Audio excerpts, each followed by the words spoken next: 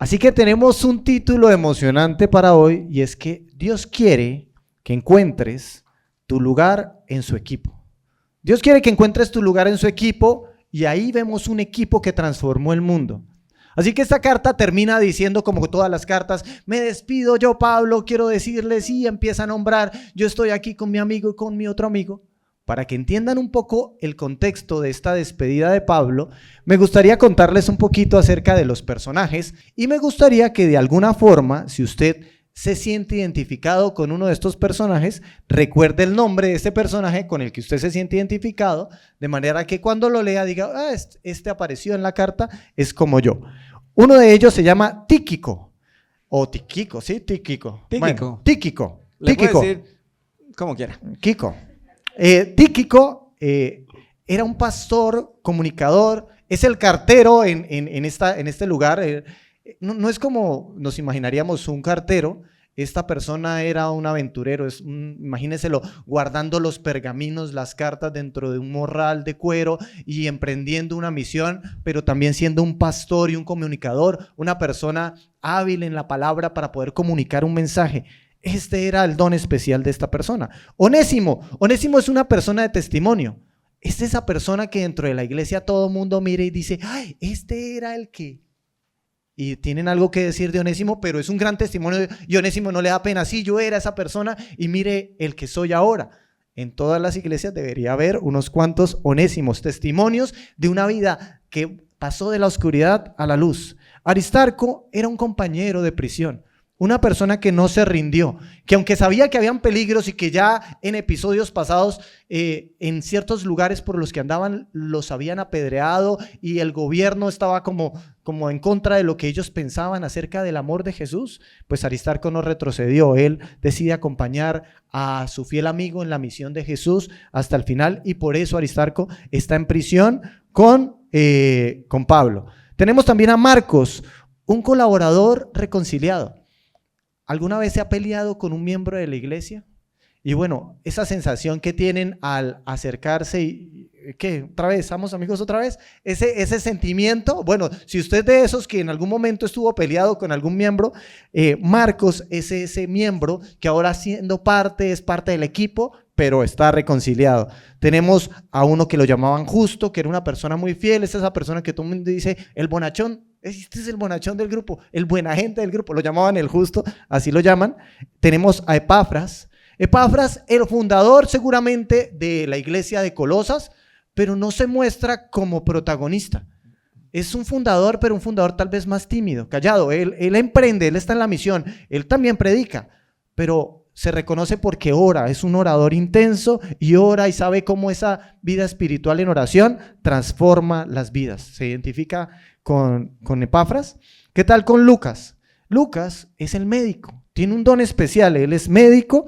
Yo me lo imagino, pues en esa época los médicos eran más precarios, era como un enfermero, o sea, llevaba vendas, como limpiar las heridas, algunos medicamentos para curar, pero era como más guerrero, así me lo imagino yo, pero termina siendo un escritor. Era una persona muy inteligente, así que puede recopilar los datos de una manera especial. Por eso Lucas en esta historia termina siendo un escritor, se identifica con alguno de sus dones, con estas personas. Demas no se identifique con este. Demas aparece en la historia como el que estuvo, pero luego se apartó porque se fue al mundo, porque decidió irse a una vida de placeres, que le parecía mejor. Ninfas, la chica del grupo. Me gusta mucho la historia de las chicas. Ninfas abrió su hogar para la misión. Dijo, pueden utilizar mi casa para que mi casa sea la iglesia. Y permitió que la casa de ella fuera un lugar de oración, un lugar de gente que se reunía para conocer y avanzar con Dios. Por último, quisiera nombrarles a Arquipo, si se sienten identificados como él. Era un líder que no sabía si seguir o no seguir, pero Pablo lo anima. Dígale a Arquipo que se anime, que usted puede y que cumpla la misión. ¿Se siente identificado como esa persona que está a punto de desistir? Bueno, Arquipo es esta persona. Por eso, creo que con esta frase y con esta palabra podemos tener ese mismo sentimiento, porque Dios nos está llamando a ser parte de un equipo. Él quiere que nosotros encontremos el lugar en el equipo de Dios. Y Dios formó esto. Miremos esta frase, porque es la frase de anotar, de escribir, es la frase que nos recuerda sobre qué cosas vamos a ir hoy. Jesús formó un equipo, no espectadores. En él hay propósito, compañeros y formación. Veo tres cosas, tres palabras importantes: equipo, propósito, compañeros y formación. Por eso el punto número 1 nos dice lo siguiente: encuentra tu propósito. Y es que encontrar tu propósito es poner lo que eres, lo que Dios te dio al servicio de la misión de Jesús. Encontrar tu propósito es poner lo que eres y lo que Dios te dio al servicio de Dios. Miremos un versículo, me gustaría que lo leyéramos, está en Primera de Pedro. Dice Primera de Pedro capítulo 4, versículo 10. Cada uno de ustedes ha recibido de Dios alguna capacidad especial. Úsela bien en el servicio a los demás. Si alguno sabe hablar bien, que anuncie el mensaje de Dios. Si alguno sabe cómo ayudar a los demás, que lo haga con la fuerza que Dios le da para hacerlo. De este modo, todo lo que ustedes hagan servirá para que los demás alaben a Dios por medio de Jesucristo, que es maravilloso y poderoso para siempre. Amén. Todos tenemos un don. Algo que Dios nos está diciendo con estos versículos es: tú estás ahí sentado, pero tú tienes un don. Y por esa razón, tú tienes un lugar en este equipo. ¿Lo habías pensado? Tú tienes un don. Y por esa razón hay un lugar especial en el equipo de Dios. Saben que cuando empieza esta iglesia, las personas no entienden muy bien cómo es que ese don funciona, cómo poner en práctica lo que tengo y lo que soy. Por ejemplo, Lidia era una mujer que ella era exitosa en sus ventas. Ella vendía una sustancia que se llamaba púrpura, pero una sustancia especial porque era un tinte especial para ropa de gente, de reyes y de gobernantes. Entonces eso se extractaba de unas conchas, entonces ellos tenían que pescar y sacar, y de muchos moluscos sacaban unas goticas de tinta púrpura, pero era muy costoso. Ella tenía un negocio prominente y así lo muestra la Biblia, dice que era una mujer exitosa con un negocio prominente. ¿Cómo pongo lo que tengo al servicio de Dios? Bueno, Lidia hizo igual que Ninfas. Ella abrió su casa y dijo: ¿qué tal si empiezan en mi casa? Y es que en el primer siglo no existían iglesias, como uno las conoce, lugares especiales para hacer reuniones, sino que la iglesia empezaba en las casas. Sin ella, tal vez la iglesia no hubiese arrancado en el lugar donde ella estaba. Piense, identifíquese con Lidia. ¿O qué me dice con Dorcas? Dorcas no es una mujer, una empresaria así prominente, pero tiene un don. Dorcas sabe coser. Entonces ella tal vez tiene esas 2 maquinitas en su casa para coser y tiene su manera de construir ropa. Y ella dice: es mi forma de mostrar mi amor a la iglesia.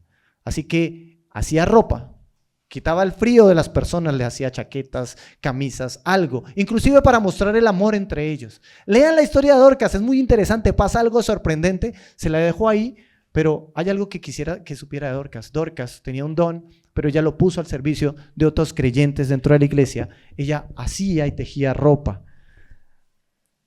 Aquila y Priscila, una pareja de esposos. Así que, ¿cómo eran Aquila y Priscila? Aquila y Priscila ven hablar a alguien, se llama Apolos, un orador elocuente. Una persona que cuando habla impacta por la manera en que convence, habla y trata de dar un mensaje, pero a Apolos le falta conocimiento acerca de la doctrina. Pero Aquila y Priscila entienden la doctrina, pero tal vez no son tan elocuentes como Apolo. Entonces, utilizan ese don para que la iglesia crezca. ¿Y qué hacen ellos? Pues invitan a Apolos a su casa. ¿Qué tal si va a mi casa y hacemos un almuerzo? Y luego, como pueden convencer, le dicen a Apolos: mire, esto es lo que dice la palabra de Dios. Y ellos eran estudiosos en la palabra de Dios. Entonces, ese don que ellos tenían como pareja, como esposos, lo utilizan para enseñarle a Apolos la doctrina. Esto quiere decir que no importa cuál es el don que Dios te ha dado. Bueno, más bien, es muy importante el don que Dios te ha dado. Y así, de esa forma, lo podemos poner al servicio de Dios. Hay algo importante: todos tenemos un rol y un don para desempeñar. Pero ¿cuál es mi rol en este equipo? ¿Se lo preguntarían tal vez? ¿Cuál sería mi rol en específico? Bueno, descubro mi rol comprometiéndome a servir. ¿Sabe que se descubre es el rol cuando caminamos en la misión, en la práctica, junto con otras personas, donde se revela el lugar específico, es ahí, el lugar que me corresponde. ¿Han pensado cuál es mi rol? ¿Cuál es mi don? ¿Y cómo Dios quiere ponerme en ese equipo que transforma el mundo? Ese rol se desarrolla cuando nosotros nos comprometemos con la misión de Jesús. Hay un personaje que representa muy bien esto de la neuroplasticidad. ¿Qué es la neuroplasticidad? La neuroplasticidad es la capacidad del cerebro a adaptarse, a crear uniones en el cerebro que le permiten construir cosas y hacer cosas, pero esto es en relación a las veces que la persona se compromete con algo. Cuando hace una tarea, por ensayo y error, el cerebro aprende. Eso es neuroplasticidad. Y hay una persona que encaja muy bien en esto, y es una persona que se llama Daniel Kish. Daniel Kish es un personaje interesante, nació en California, debe tener 60 años, pero es una persona que es invidente y aprendió a través de esto de la neuroplasticidad la ecolocalización. O sea, él puede caminar entre obstáculos siendo invidente solamente por un sonido que él hace con su boca. Él hace, así es el sonido que se escucha en los videos, pero él puede describir exactamente qué hay a su alrededor. Él enseña a otras personas acerca de esto. Él, por ejemplo, veía estudiantes de él, una chica también invidente, y dice, ahí hay un carro, es un carro grande, pero acá el parqueadero está vacío. Es increíble cómo puede escuchar el eco de ese sonido que él manda, ecolocalización. Pero esto no es algo que aprendió o que lo supiera exactamente. Él tuvo que empezar a hacerlo. Y en la medida que se comprometía con ese oficio, iba entendiendo cómo era que se desarrollaba. Así es en la vida cristiana. El lugar, el rol donde Dios quiere ponernos, se empieza de a poco. Tú te comprometes con el servicio, te comprometes con la misión y poco a poco empiezas a crecer, a entender cuál es el rol específico. Por eso me quedaría con el identifica. Encontrar tu propósito es poner lo que eres y lo que Dios te dio al servicio de la misión de Jesús. ¿Qué me dicen entonces? ¿Qué podemos leer de el punto número 2? Punto número 2. Encuentra compañeros de vida. Ricardo, ¿puedes ayudarme con el identifica? Sí, tenemos este identifica de encuentra compañeros de vida. Dice, para que usted lo recuerde, porque cada punto tiene este identifica. Encontrar compañeros de vida es construir amistades profundas que comparten tu misión y te sostienen en la fe a lo largo del camino. No es una casualidad, no llega porque sí, se va construyendo. Y tenemos este versículo en Eclesiastés capítulo 4, versículo 9, que es de los mejores que siempre podemos tal vez recordar en el trabajo en equipo. ¿Por qué es importante el trabajo en equipo y estos compañeros? Versículo 9, es mejor ser dos que uno, porque ambos pueden ayudarse mutuamente a lograr el éxito. Si uno cae, el otro puede darle la mano y ayudarle. Pero el que cae y está solo, ese sí que está en problemas. Del mismo modo, si dos personas se recuestan juntas, pueden brindarse calor mutuamente. Pero, ¿cómo hace uno solo para encontrar o para entrar en calor? Alguien que está solo puede ser atacado y vencido. Pero si son dos, se ponen de espalda con espalda y vencen. Mejor todavía si son tres, porque una cuerda triple no se corta fácilmente. Encontrar compañeros de vida es encontrar amigos verdaderos. En Eclesiastés nos muestra buenas razones para encontrar amigos verdaderos. Estos amigos verdaderos son amigos que los sostienen en los momentos difíciles. Tal vez, digamos que socialmente hemos escuchado eso de la amistad, la verdadera amistad no existe, pero por supuesto existe, pero en las manos de Dios. Existen estas personas comprometidas con Dios, con una misión, y solamente estas personas que están involucradas con la misión pueden reflejar de lo que han sido llenas, de su amor, de la verdadera amistad. Alguien que recibe la verdadera amistad de Dios puede dar de esa amistad, pero el mundo carece de verdaderas amistades. Y nosotros a veces no le damos el valor suficiente. La Biblia habla mucho acerca de los amigos. Dios mismo dice, yo me he mostrado entre ustedes como amigo. Él quiere que nosotros entendamos que la amistad es muy importante, porque es eso que nos fortalece cuando caemos.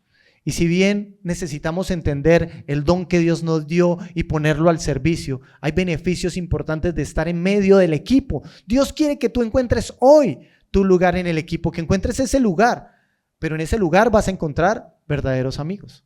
¿Recuerdan la historia de Pablo con la carta de Gálatas? Cuando estuvimos leyendo Gálatas, esto era lo que ocurría. Pablo estaba relacionado con unos amigos que quería mucho, entre ellos era Pedro, uno de los discípulos de Jesús, y las personas que estaban en la iglesia de Galacia. Así que Pablo vuelve a la iglesia y se encuentran que los de la iglesia están caminando en una doctrina, en una enseñanza que no es la de Dios. Inclusive tienen comportamientos hipócritas. Y Pablo se acerca y les empieza a hablar. Les dice, me duele el corazón. Porque como amigo quiero enseñarles algo. Y él se muestra como amigo y le dice, me duele el corazón, me duele profundamente, inclusive que ustedes me traten de esa manera. Pero quiero decirles algo. Y les dice la verdad. Un buen amigo no encubre la verdad, ayuda a levantar. Y le dice a Pedro, Pedro, ese comportamiento que tú tienes es hipócrita. Y entonces tienes que salir de ahí. Pero Pedro también valora la amistad de Pablo. Porque no era cualquier persona. ¿Quiénes eran los amigos de Pablo? Era la iglesia, eran las personas involucradas en la misión, no era cualquier persona, una persona con la que camino, no, era la iglesia. Y él ve cómo sus amigos se desvían y los corrige. ¿Qué hace un buen amigo? Un amigo me levanta. Cuando uno cae, el amigo me puede dar ánimo, no, vamos, sigamos congregándonos, vamos a la iglesia, empecemos a servir, no dejes de hacerlo. Esto hacen los verdaderos amigos, me recuerdan el llamado y me impulsan a hacerlo. Es lo que Pablo hace. Pero pensando esto, el problema de la amistad no necesariamente es con quién me junto, sino el camino en el que estoy. Porque los verdaderos amigos solo se encuentran caminando en la misma dirección. Vamos a tener beneficios de estar dentro del equipo, pero los verdaderos amigos se encuentran cuando tú caminas en la misma dirección. Y es que podemos ver que las personas que se comprometen con el amor y la verdad son personas que pueden dar de ese amor y verdad, pero las personas que están comprometidas con ellos mismos, con su orgullo, con la vanidad, con el deseo de ganancias deshonestas, con la avaricia, con los placeres momentáneos, no pueden llegar a ser verdaderos amigos. Al final tienen que rendirse ante el Dios que ellos siguen, que son esas cosas, que es el mundo, lo que le pasó a Demas. Al final termina no siendo un verdadero amigo.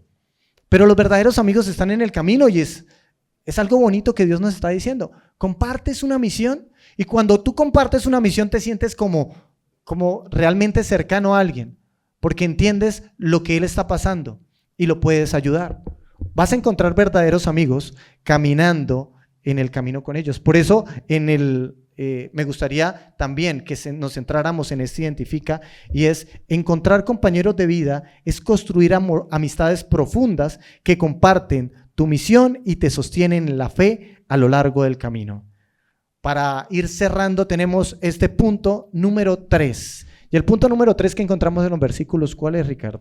Encuentra un carácter nuevo. Y tenga esta frase en mente, encontrar un carácter nuevo, o sea, no es como que, ay, fui por el camino y me lo encontré. No, es la forma en cómo llego a tener este carácter, es a través de estos procesos en mi vida que me forman. Entonces, encontrar un proceso que forme tu carácter es el resultado de seguir a Jesús y permanecer fiel a su misión. El carácter se forma cuando yo estoy allí en medio del proceso. Y lo que Efesios 4 me dice, hablando de todo esto, usted puede leer todo el capítulo 4, pero quiero hacer énfasis en esto. El versículo desde el 14 dice, entonces ya no seremos inmaduros como los niños. No seremos arrastrados de un lado a otro, ni empujados por cualquier corriente de nueva enseñanza. No nos dejaremos llevar por personas que intenten engañarnos con mentiras tan hábiles que parezcan la verdad. No nos vamos a dejar así como engañar. Versículo 15, como estamos en un proceso real que nos forma, dice el 15, en cambio, hablaremos la verdad con amor y así creceremos en todo sentido hasta parecernos más y más a Cristo, quien es la cabeza de su cuerpo, que es la iglesia. Él hace que todo el cuerpo encaje perfectamente, que el equipo encaje perfectamente y que cada parte, al cumplir su función específica, ayuda a los demás a que se desarrollen y entonces todo el cuerpo crece y está sano y lleno de amor. Qué genial esta imagen, ¿no? La iglesia, para Jesús, esta descripción es, Jesús es la cabeza y nosotros, como iglesia, los que estamos aquí hoy sentados, somos el cuerpo, algunos manos, otros pies. Y somos muy diferentes, pero Él es el único que puede hacer que nosotros encajemos. ¿Cómo va a encajar mi personalidad con la persona que está a mi lado? Pero Dios es el que hace que encaje. Inclusive utiliza esas diferencias para hacernos crecer. Y cuando esto es perfecto, cada uno entiende el don y empieza a cumplirlo. Por eso el versículo dice, y cada parte al cumplir su función específica, o sea, cada uno de ustedes, de los que está aquí, en este equipo, al cumplir su misión específica, entonces empiezan a ayudar a los demás. Está hablando entre nosotros, no afuera, a los que no conocen a Dios, no, entre nosotros. Dice, y cada parte al cumplir su función ayuda a los demás que se desarrollen. Entonces todo el cuerpo crece, el cuerpo, o sea nosotros, la iglesia, y está sano y lleno de amor. Lo que Dios quiere que nosotros entendamos es que ese carácter se forma a través de la manera en que nosotros nos unimos, en que encontramos en nuestra vida y en nuestra misión esos procesos que ayudan a desarrollar nuestro carácter. Él decía algo particular, decía, encontrar un proceso que forme el carácter es el resultado de seguir a Jesús y permanecer fiel a su misión. ¿Cómo permanezco fiel a la misión? ¿Cómo permanecería fiel a esto que Dios me está llamando? Me está diciendo, entrégate, ven al equipo, haz parte del equipo mío. Eso es lo que la Biblia nos muestra cuando Dios nos invita a ser discípulos, y nos invita a ser iglesia. Pero para poder desarrollar mi carácter, que es algo que va a transformar mi vida de verdad, pues yo tengo que permanecer fiel a la misión.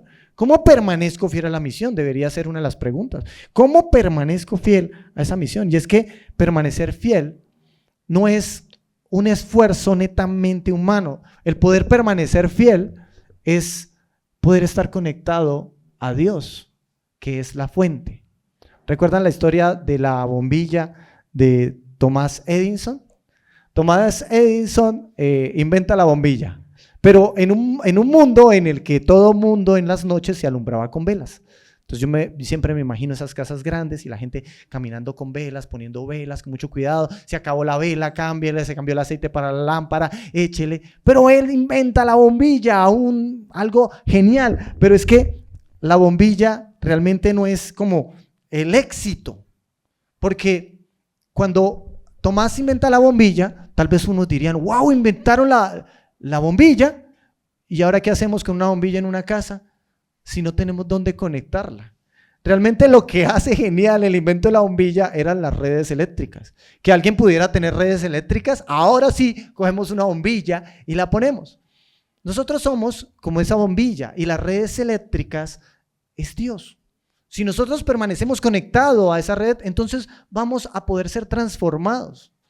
Noten que una bombilla no se esfuerza por dar luz, ella simplemente se conecta y es transformada y transforma su entorno. De esa manera, nosotros debemos permanecer en Dios. Y ese es el esfuerzo que nosotros hacemos, obedeciendo su palabra y en oración. Y así nosotros seremos transformados. ¿Por qué esto? Porque solamente de esta manera nosotros vamos a encontrar nuestro propósito. Vamos a encontrar amistades verdaderas cuando nos comprometemos con la misión. Cuando somos fieles a esa misión, nuestra vida realmente es transformada. Y es que el mundo se pregunta por esto. Realmente yo no veo gente transformada. El mundo pregunta por qué me hablan de transformación y yo no veo transformación. Porque la gente no quiere ser parte del equipo, pero dentro del equipo sí se vive esa transformación. Dentro del equipo se alegran cuando dicen, y está conmigo Tiquico. Él está ahí, está en medio de nosotros y demás vino. ¡Ah, qué bien! Porque saben que están haciendo parte de algo importante. Por último, quisiera decirles que encontrar un proceso que forme tu carácter es el resultado de seguir a Jesús y permanecer fiel a la misión. Y una vida cristiana va a disfrutarse. Uno disfruta la vida cristiana cuando esa vida cristiana tiene un propósito. Si no tienes un propósito en tu vida cristiana, es difícil, porque no te alcanzas a imaginar para qué te levantas, para qué voy el domingo, qué es lo que Dios quiere. En cambio, encontrar un propósito que viene de Dios, no uno que asumí del líder que está ahí. No, uno que la palabra me está mostrando, me transforma. Y no solo el propósito, tener compañeros que llegan a sostenerme en esa fe que en muchas ocasiones es imposible para mí hacerlo solo. Y luego una formación interna. Cada una de estas tres cosas, pues si usted se pregunta, estoy aquí hoy, ¿qué puedo recibir de lo que estoy escuchando? Los textos que estamos estudiando nos están diciendo que tú y yo necesitamos un propósito, que necesitamos compañeros y que necesitamos esa formación en nuestro interior. Lo anhelamos aunque no lo sabemos, aunque no lo reconocemos. Y eso es lo que Jesús está diciendo, eso es lo que Él está haciendo en la iglesia. Cuando tú lees en Juan capítulo 15, el siguiente texto, Juan 15, 16, alcanzas a dimensionar lo que había en la mente de Jesús para nosotros hoy. Dice el versículo 16, ustedes no me eligieron a mí, yo los elegí a ustedes. Tengan en mente que esto lo está diciendo Jesús a quienes están frente a Él, sus discípulos. Y Él les está diciendo a los discípulos, escuchen esto, recuérdenlo. No fue que ustedes empezaron a seguirme porque sí, es que yo los llamé, yo los elegí. No son un accidente, no es casualidad. Fui yo quien los llamé. Y los llamé y les encargué, dice ahí, que vayan y produzcan frutos duraderos. O sea, cuando nos llama Jesús, cuando tú te ubicas en qué es lo que Jesús quiere un equipo. Porque Él llama discípulos, no llama espectadores, llama discípulos. ¿Cómo voy a hacer que mi vida con Dios, cómo voy a hacer que mi fe y mi vida cristiana vibre, sea apasionante? Cuando yo entienda el propósito de Jesús, que era llamarme en equipo y darme una misión, darme un propósito y unos compañeros, y que en ese camino nos íbamos a ir formando entre nosotros. Dice, porque cuando yo viva ese propósito, cuando yo dé ese fruto de estar en equipo, dice, así el Padre les dará todo lo que pidan en mi nombre. Esta es la última parte que se hizo muy popular en la ideología de muchos. Pedir y que Dios me dé todo lo que yo quiera. Pero solo quien tiene un propósito, quien es lúcido para trabajar en equipo y se ha formado, sabe qué pedir. Y Dios contesta esas oraciones. Dios contesta las oraciones del hombre y la mujer que tienen un propósito, de quien tiene y sabe cómo funcionar en equipo porque ha aprendido ya no solo a amarse a sí mismo, ha aprendido a amar a otros. Porque para trabajar en equipos necesito pensar menos en mí para pensar más en otros, o sea, amarlos.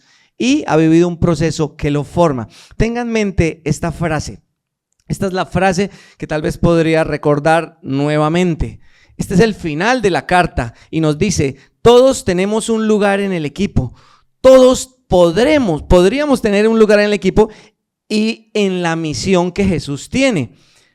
Y aquí viene este llamado que tal vez podríamos hoy recordarlo. No dejes que el miedo, los fracasos, las distracciones o los engaños te impidan responder a su llamado. ¿Qué podría impedirte hoy dar el paso y encontrar tu lugar en el equipo de Jesús? ¿Qué te impide hoy? Cuando hablas con las personas ves que ya sea el dolor, los fracasos, las traiciones, las distracciones son lo que tal vez es lo que está impidiéndole. Esta mañana tuve la oportunidad antes de estar hoy con ustedes de hablar con alguien y su historia es, me decía algo como lo que yo viví. Por lo que yo pasé estando en un lugar en donde supuestamente me hablaban de Dios, fue lo que me generó más rechazo para estar ahí. Entonces, cuando yo le hacía la invitación no solo a venir a una reunión, sino a vincularse de nuevo como a un propósito, yo le decía, Jesús tiene un propósito. Para esta persona el desafío era reconocer que lo que había vivido no representaba a Dios. Si creciste en medio de un entorno religioso que no representa a Dios, porque no era conforme a la palabra, entonces tienes que tomar la decisión y decir, oiga, la idea de Jesús es genuina, es verdadera. Yo necesito hacer parte de la iglesia.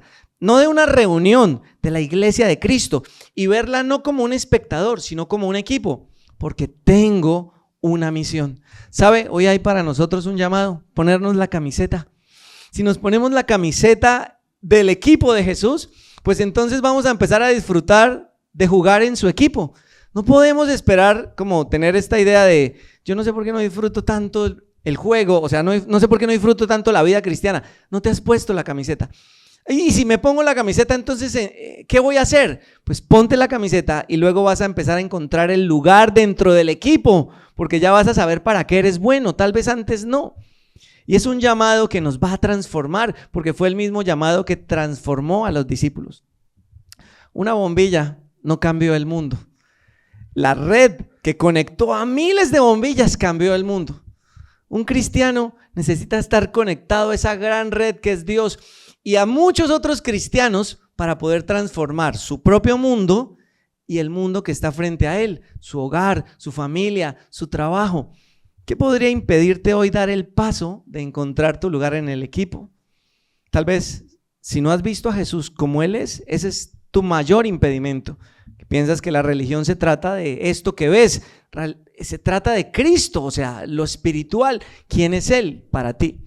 Cuando tomamos el pan y el vino, lo que estamos haciendo es reconociendo que Jesús es la causa por la cual yo puedo hacer parte de una misión más grande que mi propia vida.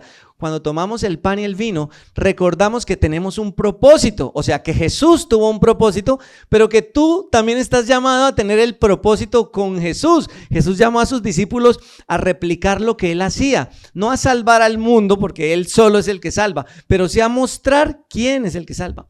Cuando tomamos el pan y el vino, recordamos que Él nos llama a estar en un equipo, porque las personas que toman el pan y el vino contigo, lo que están recordando es que también hacen parte de un cuerpo. Y cuando tomamos el pan y el vino, lo que vivimos es un proceso interno en donde decimos, quiero que tú formes mi vida, Dios. Y eso solo ocurre en el camino. Si tú abandonas el proceso, no va a haber formación. Quiero invitarte a que si esto que has oído hoy sobre los textos, sobre lo que es este llamado, tienes esta convicción dentro de ti, puedas tomar hoy el pan y el vino pensando en eso, en ese propósito, en esos compañeros y en esa formación a la que tú estás siendo llamado. Y que si tomas el pan y el vino puedas decir, sí, quiero hacer parte del equipo, quiero ponerme la camiseta, quiero experimentar cosas nuevas en mi vida contigo, Jesús. Y ese es el llamado al que hoy podemos decirte, ven, tomemos los símbolos recordando lo que Él hizo, pero involucrándonos a lo que Él nos está llamando. Quiero animarte a que si puedes tomar el pan y el vino hoy, puedas hacerlo, te puedas poner de pie.